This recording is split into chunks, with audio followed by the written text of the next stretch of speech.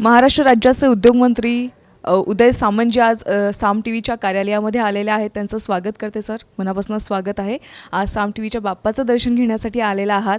यंदापासून आपण राज्य महोत्सव म्हणून गणेशोत्सव साजरा करतोय, त्यावर पहिली प्रतिक्रिया तुमची विचारेन. आणि यंदा बाप्पाचरणी काय तुम्ही साकडं घातलंय? नाही, बाप्पाच्या चरणी एकच साकडं घातलं की महाराष्ट्र हा सुखी असला पाहिजे, समाधानी असला पाहिजे, बळीराजा सुखावला पाहिजे आणि महायुतीच्या सरकारकडनं जास्तीत जास्त महाराष्ट्राची सेवा, जनतेची सेवा झाली पाहिजे, हेच मी साकडं घातलं. आणि विशेषतः राज्य उत्सवाचा दर्जा गणेशोत्सवाला दिल्यामुळं लोकमान्य टिळकांना जे अभिप्रेत होतं की सार्वजनिक गणेशोत्सव झाले पाहिजेत किंवा त्याच्यातनं एक चांगला विचार हा लोकांपर्यंत पोचला पाहिजे, त्याची मुहूर्तमेढ मला असं वाटतं की महायुतीच्या सरकारनं देवेंद्रजी, एकनाथ शिंदेसाहेब आणि अजितदादांच्या नेतृत्वाखाली रोवलेली आहे.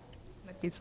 नुकतंच आपण देवेंद्रजी फडणवीस यांच्या नेतृत्वाखाली 17 करार केलेत गुंतवणुकीसंदर्भात. महाराष्ट्रामध्ये एक मोठा बदल होणार आहे, रोजगार निर्मिती होणार आहे मोठ्या प्रमाणात.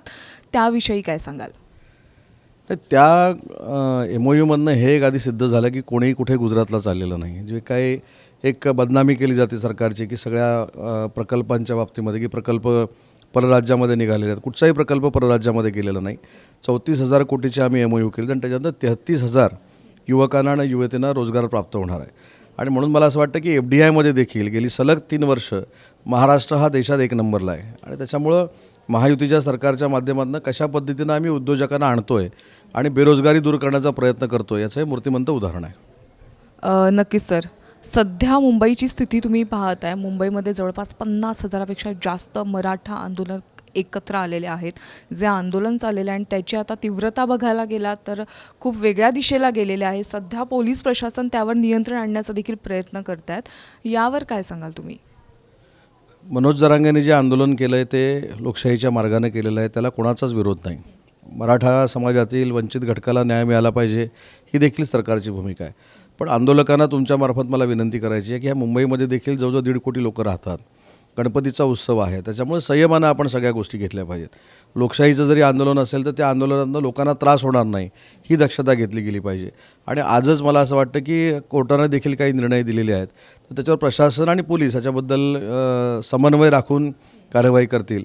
पण आंदोलकांनी देखील जनतेला त्रास होणार नाही अशी दक्षता घ्यावी, ही माझी विनंती आहे.